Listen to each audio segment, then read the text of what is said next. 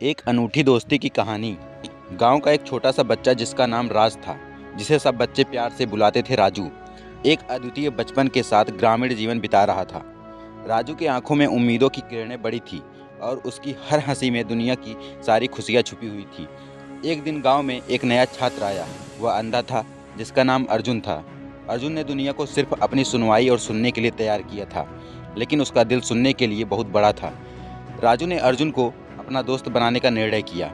वह समझा कि दोस्ती का मतलब यह नहीं होता कि हम एक दूसरे के साथ समय बिताएं, बल्कि यह होता है कि हम अपने दिल को दूसरे के साथ जोड़ते हैं। एक दिन राजू ने अर्जुन से कहा, तू अब घर से बाहर आया है, हर जगह गुथा हुआ है, चल मैं तुझे गांव का सफ़र कराऊंगा। राजू ने अर्जुन को अपने साथ लेकर गांव के अलग अलग हिस्सों में घूमना शुरू किया। वह बताता गांव की ऊंचाइयों से लेकर निचाइयों तक, हर छोटी बात को बड़ी उत्साह से सुनाता। अर्जुन बहुत हैरान था कि राजू बिना देखे सुने हर रोजगार की बातों में कितनी रुचि रखता है। एक दिन जब वे गांव के सबसे ऊंचे हिस्से में आए तो वहां एक गुलाब का बगीचा था। राजू ने कहा, देख, यहाँ हमें हमारे सपनों का पूरा करने का एक सुंदर मौका मिलता है। राजू ने गुलाब के बगीचे में बहुत सारे खूबसूरत गुलाबों को छूने की अनुमति दी और उन्हें देखकर अर्जुन का दिल खुशी से भर गया। तभी एक साधु बाबा वहाँ से गुजर रहे थे। उन्होंने राजू को देखा और कहा, बच्चा, तूने अपने दोस्त को अपने सपनों की ऊंचाइयों की ओर ले आया है, परंतु वास्तविक सुंदरता उसे छूने में होती है, न कि सिर्फ देखने में।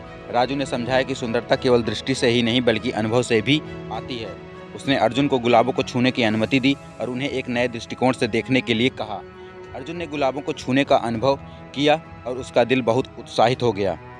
उसके चेहरे पर हरित खिल उठी और उसने समझा कि जीवन की सबसे सुंदर चीज़ें हमें महसूस होती हैं, न कि सिर्फ देखने में। वे दोनों वापस गांव की ओर बढ़े, लेकिन उनके दिल में नई ऊंचाइयों की तलाश बढ़ गई थी।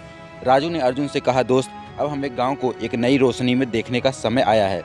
राजू ने गांव के लोगों को बुलाया और उन्हें यही सिखाया कि सच्ची सुंदरता हमें महसूस होनी चाहिए, उसे छूना चाहिए और उसमें खोना चाहिए। उन्होंने सभी को एक दूसरे के साथ समर्थन और साझेदारी का महत्व बताया। गांव वालों ने राजू और अर्जुन की ओर आदर भाव से देखा।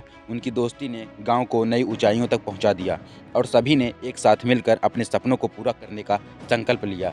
यह कहानी हमें यह सिखाती है कि सच्ची मित्रता और साझेदारी हमें अद्वितीय अनुभवों का सौभाग्य देती है, जो हमें जीवन की सबसे सुंदर चीज़ों की ओर बढ़ने का मार्ग दिखा सकती है।